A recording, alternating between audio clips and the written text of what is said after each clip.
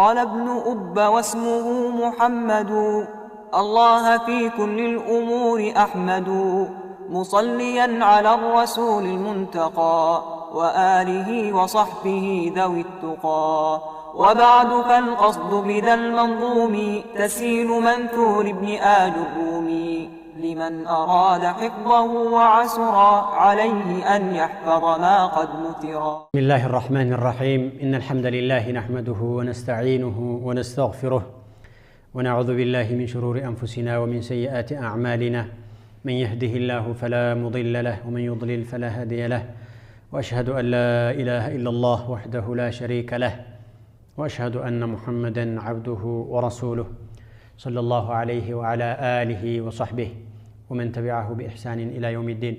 أما بعد فالسلام عليكم ورحمة الله وبركاته. ود وندموچنا هاتوچ إن شاء الله بزاريو كفل غزياچن 108ኛ ክፍላችንን የምናይ ይሆናል إن شاء الله تعالى። መንሱባቶችን ያየን ነው። መንሱባቶች እንግዲህ ወደ 15 ናቸው የሚል ዝርዝር አልፏል። 15ቶቹን ቃል በቃል ቢያልፉም በዝርዝር ያንዳንዳቸው በርዕስ ይመጣሉ ተባብለን ነበርና በዛ መሰረት አንዱ አልፏል ማለት ነው። وهو المفعول به مفعول به በመባል የሚታወቀው مفعول به በመባል የሚታወቀው መንሱብ አልፏል። መፋኢሎች በተደጋጋሚ እንደምናነሳው ወደፊትም እንደሚመጡት ሁሉ 5 ናቸው። المفاعل الخمسة መፋኢሎች ነው ያልኩት መንሱባቶች አይደለም። አንደኛው መፍዑል ቢህ ነው። ሁለተኛው መፍዑል ሙጥለቅ ይባላል። ኢንሻአላህ የዛሬ ርዕሳችን እሱ ይሆናል። ሶስተኛው ደግሞ መፍዑል ፊህ ይባላል። ظرف الزمان ظرف المكان። አራተኛው መፍዑል ለሁ ይባላል። አምስተኛው መፍዑል معه። እነኚህ አምስቶች መፋዒል الخمسة የሚል ስያሜ ይሰጣቸዋል። እዚህ ጋር አያይዘው አንዳንዶቹ መፍዑል ዱነሁ ብለው የሚጨምሩ አሉ። እስቲስናን እንኳን አስገብተው ነው መፍዑል ዱነሁ ኢላ ተብሎ የሚጠቀስ ስለሆነ ማለት ነውና ይሄን የሚያስገቡ ሰዎች አሉ። ይሄ አልተለመደም ብዙም እና እነኚህ አምስቶቹ መያዝ ያለባቸው ናቸው። قال المصنف رحمه الله باب المصدر የመስደርን የሚናገር ርዕስ ይሆናል አለ። ባቡል መስደሪ የመስደርን የሚናገር ርዕስ ይሆናል። وهو المسمى بالمفعول المطلق هنا እዚህ ርዕስ ላይ መፍዑል المطلق በመባል የሚታወቀው ይሄን ርዕስ ሌሎች ርዕሱን ሲያስቀምጡ መስደር ብለው አይደለም ባቡል መፍዑል المطلق ነው የሚሉት። ምክንያቱም መስደር ሰፊ ትርጉም አለው። መፍዑል ሙጥለቅ ጠበብ ያለ ነው። መስደር ማለት ምን ማለት እንደሆነ እዩትማ። المصدر من حيث هو اسم للحدث الجاري على فعله መስደር ብሎ ማለት እንዳጠቃላይ ማለቴ መፍዑል ሙጥለቅ ቢሆንም ባይሆንም ሐደስን ነው የሚያሳየው ክስተትን።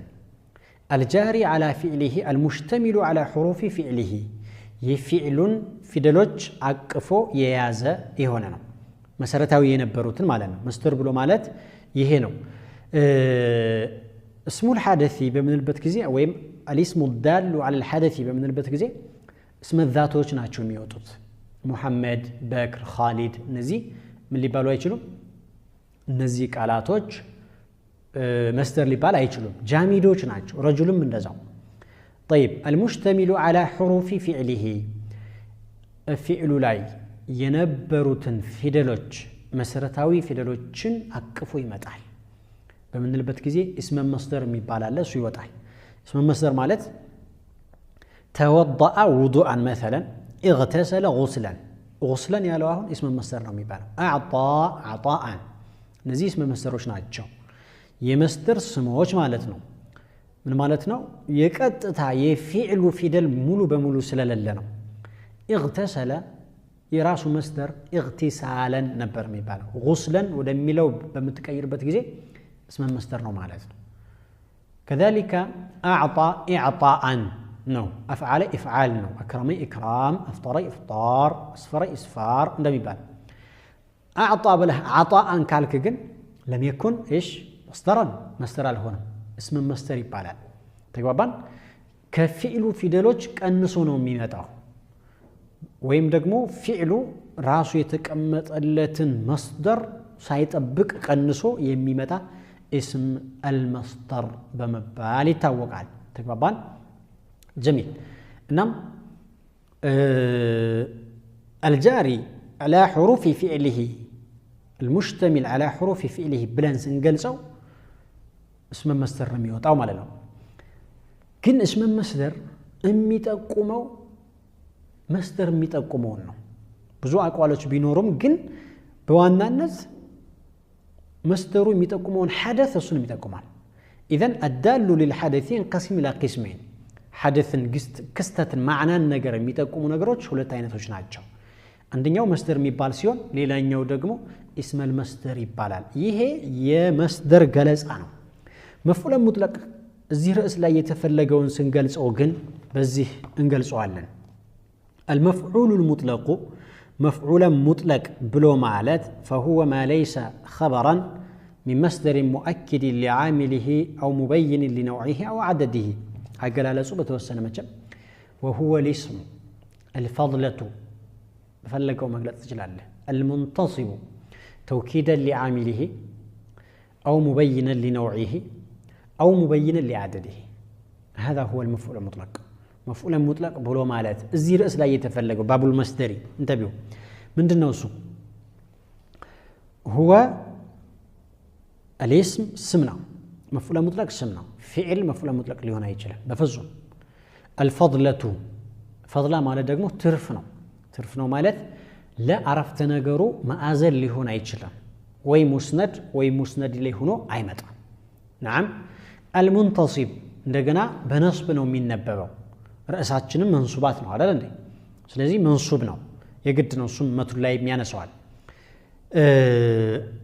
توكيدا لعامله ሲነصብ عاملون የሚያጠናክር ሆኖ وكلم الله موسى تكليما ያልነው አሁን ምንድነው مفعول مطلق ነው يؤكد كلم معنى مجازي على مهونون ያረጋግጣል معنى حقيقي ነው ለማለት ነው معنى مجازي أي تأكد منانو إلى اللو بعض الكتب الشراح تكليما يالو معنى مجاز عندي مجازو عند حقيقة سيهون يتأكد على أن تكليما ميلو مجاز لما نسات عدلم ياننو حقيقة ومعنى سيهون ميأكدو لما رجع سيهون ياننو مجاز إنه ميأكدو إلى من لما تفلقون الله أيناقرم لمعناتنا يقول تقبل هذا غير صحيح الأصل في التوكيد إثبات معنى الحقيقي مجاز يتأكد على ويم حقيقة أو يقرنا لمجازه بتشا مشهور سيهون يميله يحتاج إلى دليل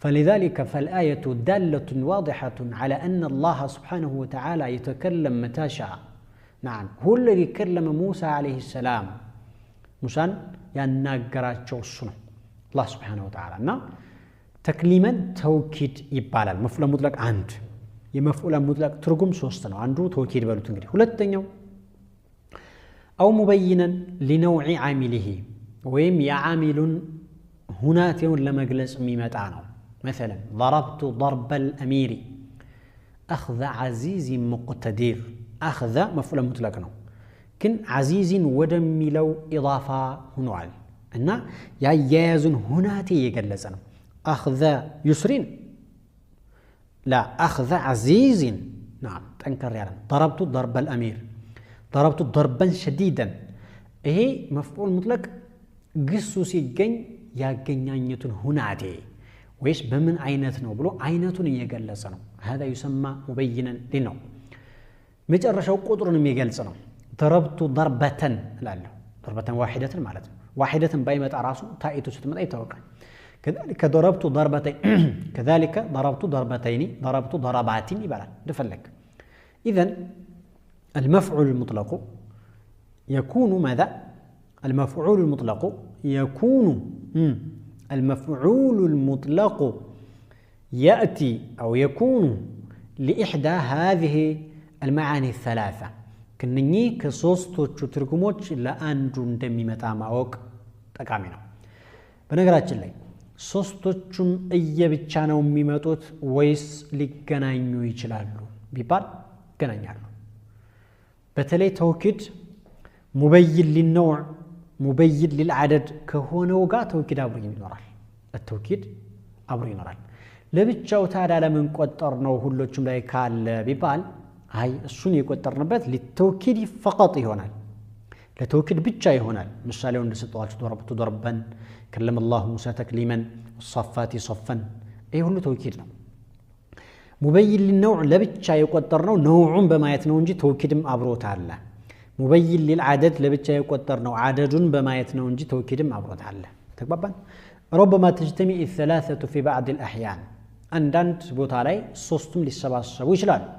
ضربت ضربتي الأمير አሁን ይሄን ቃል ብትመለከቱት ضربتي مفعول مطلق ነው ኢራቡ ቁጥሩን ያሳያል ሁለት ማለት ነው። ነውዑን ያሳያል أضيف إلى الأمير ከዛ ጋር ተጨማሪ ተውኪድ ደግሞ አለ። ሶስቱም በአንድ ላይ ሊመጣ ይችላል ማለት ነው። ስለዚህ መፍዑል ሙጥለቅ መስደር ሙጥለቅን አይደለም እንተቢው መፍዑል المطلق አሁን ባልኩት አገላለጽ ነው የሚገለጸው። ትርጉሙም አሁን ያነሳዋቸው ነገሮች ናቸው። طيب ስለዚህ ባቡል መስደሪ ማለት በሌላ አነጋገር ባቡል መፍዑል المطلق ባቡል መፍዑል المطلق እንደማለት ነው። قال المصنف رحمه الله المصدر ተከታተሉ መትኑን المصدر مصدر ብሎ ማለት المفعول المطلق ማለት ነው ብያለሁ ትርጉሙ። المقصود እዚህ ጋር የተፈለገው المفعول ايش المطلق. طيب هو الاسم اسمنا نعم فعل حرف مفعول مطلق بفصم ሊሆን አይችልም። المنصوب የሚነሰብ ነው ደግሞ مفعول مطلق منصوب ይሄ ራሳችንን የምናውቀው ነው። ምን ላይ ነው ያለነው? መንሱባቶች አይደል? መንሱባቶች 15 ብለን ስንቆጥር ከ15 ውስጥ አንዱ መሆኑ ግልጽ ነው። طيب ማን ነው የሚነስበው? مفعول مطلق የሚነሰበው مفعول المطلق ተነስቦ የሚመጣው ከሶስት ነገር በአንዱ ይሆናል። ምንድናቸው እነዛ ሶስቶቹ? ኢንሻአላህ ካፍታ በኋላ። ሰላም አለይኩም ወራህመቱላሂ ወበረካቱሁ። قال ابن أب واسمه محمد الله في كل الأمور أحمد مصليا على الرسول المنتقى وآله وصحبه ذوي التقى. وبعد فالقصد بذا المنظوم تسهيل منثور ابن آل الرومي لمن أراد حفظه وعسرا عليه أن يحفظ ما قد نثرا. السلام عليكم ورحمة الله تعالى وبركاته. مفعول مطلق ينصب بواحد من ثلاثة أمور. فصوص نقروش باندو يتنصب الناقنو على عندنا من نصب البيت مفعول مطلق مالته بالفعل. وكلم الله موسى تكليما كلم يا لون ينصبه خلاص عند بل ضربت ضربا يضرب ضربا يضرب ضربا فعل ماضي ليهون يجلال مضارع ليهون يجلال امر ليهون يجلال يهون متن لاي المنصوب سيبال بالفعل بلو عنده سنو ينصبونا. ሁለተኛ بالوصف اسم فاعل اسم مفعول صفة مبالغة نزي منصوب ይችላሉ። ለምሳሌ والصافات صفا አያችሁት? صفا صفات ያለው ነው እሱ ወስፍ ነው። فالزاجرات زجرا ይሄም እኒ የተነሰቡት በስመ الفاعل ነው። انا زيد ضارب عمرا ضربا ማለትም ይችላል። ضارب ضربا ضارب وصف ነው اسم فاعل ነው። ضربا የሚለውን መስራት ችሏል። نعم ሁለት ሶስተኛው መፍዑል ሙጥለቅን ከሚሰሩት ራሱ መስደር ይሰራል። ተግባባን? ራሱ መስደር መፍዑል ሙጥለቅን መስራት ይችላል። جزاؤكم جزاء موفورا جزاؤكم جزاء جزاء مصدر ነው። جزاء ተነስቧል። جزاء የተነሰበው በجزاؤكم ነው። ተግባባን? اذا المفعول المطلق يكون عامله اما فعل واما الوصف واما المصدر بمثله أو فعل أو وصف نصب وكونه أصلا لهذين انتخب بلال بن مالك رحمة الله عليه. كذب من النسات من العالم المصدر مثل الله هو الاسم المنصوب بالفعل أو بالوصف أو المصدر. نعم الذي يجيء ممتع. ثالثا ሶስተኛ ላይ የሚመጣ في تصريف الفعل ፊዕሎችን ስናባዛ ሶስተኛ ቦታ ላይ የምናገኘው ማለት ነው نحو ምሳሌ ضرب يضرب ضربا ضرب يضرب ضربا ይሄ ተስሪፍ ይባላል ተስሪፍ الفعل ማለት ፊዕልን ማባዛት ማለት ነው ማባዛት ማለት ምንድነው የቃላት ርቢ የሚባሉ ነገሮች እንዳሉ ታውቃላችሁ ብዙ ጊዜ ይሄን ሶፍ ነው የሚያጠናው እና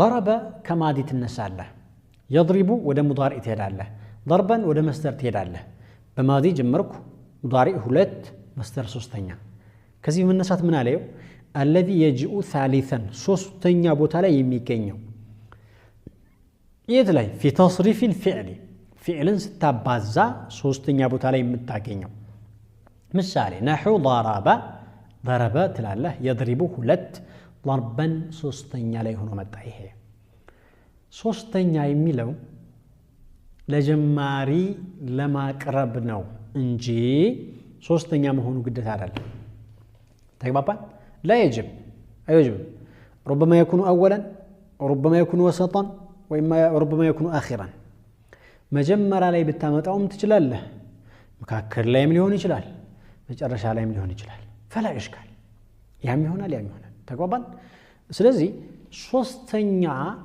በተለምዶ ሲባዛ ሶስተኛ ላይ ሆኖ ስለሚመጣ ብቻ ነው እንጂ ሶስተኛ መሆኑ ግድ ነው ማለት አይደለም ተግባባን نعم مفعول مطلق ማለት በዚህ መልኩ ነው እየገለጸው ያለው እሱ لكن هذا قلت لكم شيء بسيط ወይም ደግሞ ነገሩን ገራርጎ ነው እያቀረበው ያለው ቅልል ባለ መልኩ እንጂ ዋናው ገለጻ ቀድም የገለጽኩት ነው ልድገመው المفعول المطلق مصدر አይደለም ቢያለው مفعول مطلق هو الاسم الفضلة المنصوب توكيدا لعامله أو مبينا لنوعه أو مبينا لعدده وليس خبرا لو أضفنا هذا أيضا لكان جميلا وليس خبرا خبر ياله هنا بالنج أمر لتهم بزوم شجر اللو جن المنصوب عليه وتعليهم كنياتهم خبر كونه مرفوع سلمي هون مالنا طيب وهو مفعول مطلق قسمان ሁለት ክፍሎች አሉት مفعول مطلق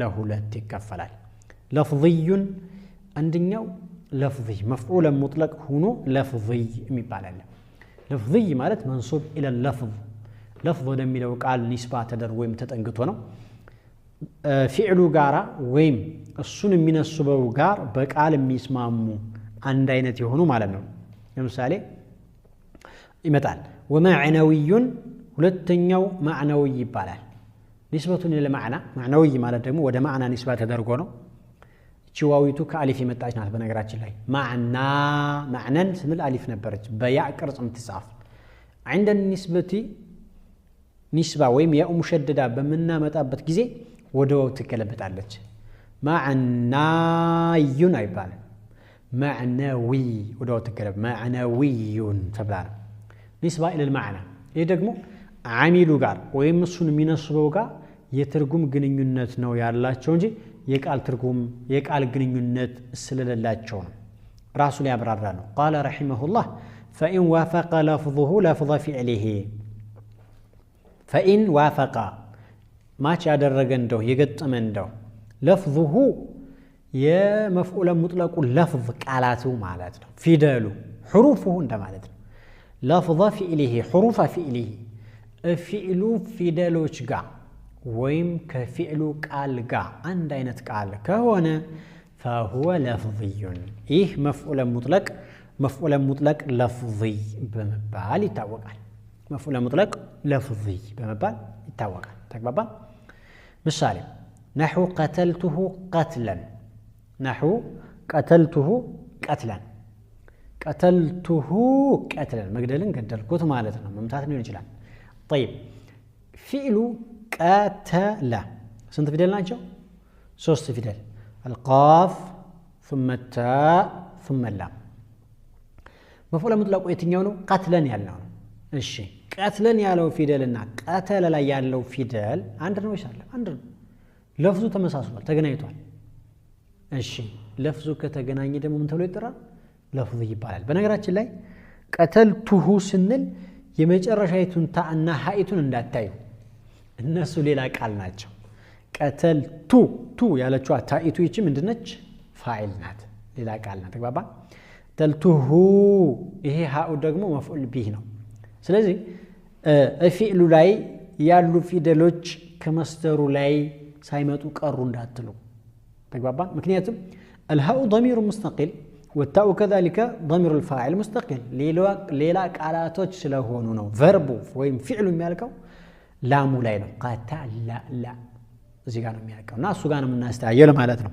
ሌላው ቀትለን ስንል መጨረሻ ላይ አሊፍ አለች ቀትለን ለን አሊፍ አለች አሊፍ ጨመር አይደለም ወይ ይሄም እንዳትሉ هذا لا اشكال فيه ምክንያቱም لان هذه الالفه هي التنوين እቺ አሊፍ ተንዊን ናት በነገራችን ላይ እንጂ ለን ሊን ሉን የነስብ ጊዜ በአሊፍ ቀትላ ለማቆሚያ ሲባል ስለምትጻፍ ነው እንጂ አዲስ ፊደል ተጨመረ ሊባል አይገባም جميل وان وافق እንግዲህ وكلم الله موسى تكليما قدم ላይ ያነሳናቸው ምሳሌዎች በሙሉ صافات صفا اخذناه اخذ عزيز بمول مفعول مطلق لفظيوች ናቸው ضربته ضربا اكل اكلا ذهب ذهابا قعد قعودا جلس جلوسا قام قياما هذا كله እነዚህ በአጠቃላይ መፍዑል ሙጥለቅ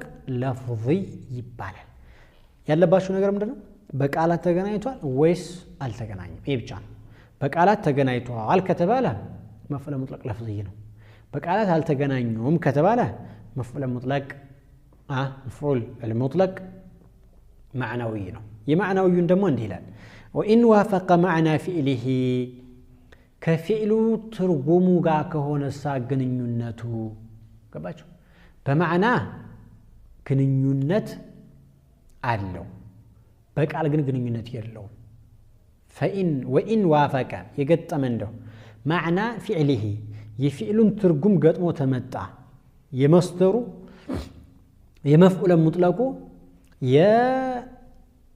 የፊዕሉ ትርጉም ጋር አንድ አይነት ሆኖ ከመጣ فهو دون لفظه አያችሁ ተጨመረው دون لفظه በቃል ሳይገናኙ በፊደል ሳይገናኙ በማዕና ከተገናኙ فهو معنوي ይህ معنوي በመባል ይታወቃል لأنه وافقه من جهة المعنى كتركم بكل ብቻ ስለሆነ ነው የተገናኙት واما من جهة اللفظ ከቃል አንፃር ከሆነ አልተገናኙ ተግባባን በቃል አልተገናኙም በማዕና ስለተገናኙ معنوي ተብሎ ይጠራል ምሳሌ نحو جلست قعودا جلست ተቀመጥኩኝ قعودا መቀመጥ جلسنا قعد ትርጉማቸው አንድ አይነት ነው ቃሉሳ አንድ አይደለም ይሄኛው ጀለሰ ነው ይሄኛው قعد ነው አይገናኝም ምንም ጥርጥር የሌለው አይደል ግን قعودا አሁን ለጀለሰ ከትርጉም ስለተገናኘ مفعول مطلق معنوي ይባላል مفعول مطلق ماذا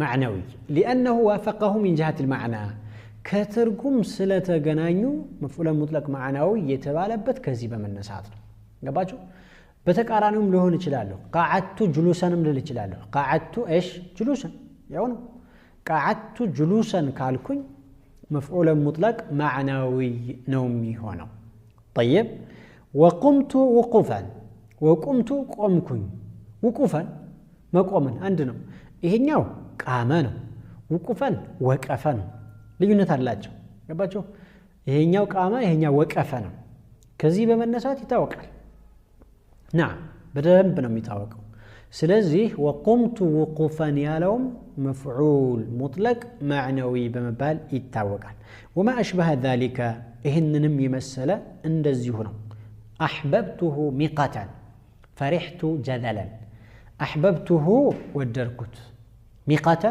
موجد النهن فرحت تدستكኝ جذلا مدست جذلنا فرحة ترجماتቸው አንድ ነው ቃላታቸው ግን የተለያየ ነው ተግባባን በዚህ መሰረት የትርጉም ግንኙነት ካላቸው مفعول مطلق معنوي ይባላል በቃል ሳይገናኙ ተቀሩ قالوم ترجموم عند አይነት ከሆነ ደግሞ مفعول مطلق لفظي ተብሎ ይጠራል እያለ ነው ያለው ምሳሌው እሱ ያስቀመጠው ምሳሌ قعدت جلوسا جلست قعودا ያለውን ያልተስማሙ ሰዎች አሉ ማለቴ قعدንና جلسን ለመለየት የፈለጉ ሰዎች አሉ جلس ማለት ተደግፎ ለነበረ ሰው ምን ተጠቀመው ነው ተደግፎ የነበረ ሰው ቁጭ ሲል جلس ይባላል قعد ማለት ደግሞ ቆሞ የነበረ ሰው ነው قعد ማለት ቆሞ ነበር ተቀመጠ ነው ስለዚህ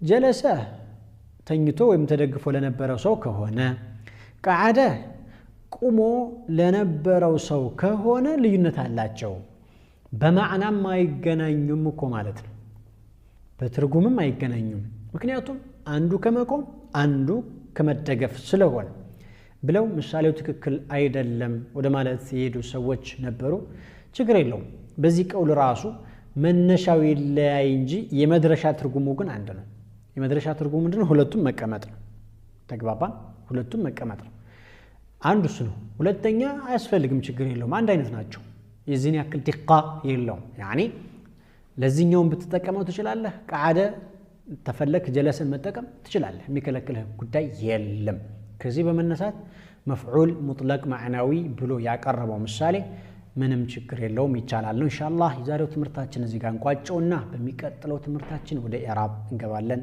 وإلى لقاء آخر فالسلام عليكم ورحمة الله وبركاته محمد الله في كل الأمور أحمد مصليا على الرسول المنتقى وآله وصحبه ذوي التقى وبعد فالقصد بذا المنظوم تسهيل منثور ابن آل الرومي لمن أراد حفظه وعسرا عليه أن يحفظ ما قد نثرا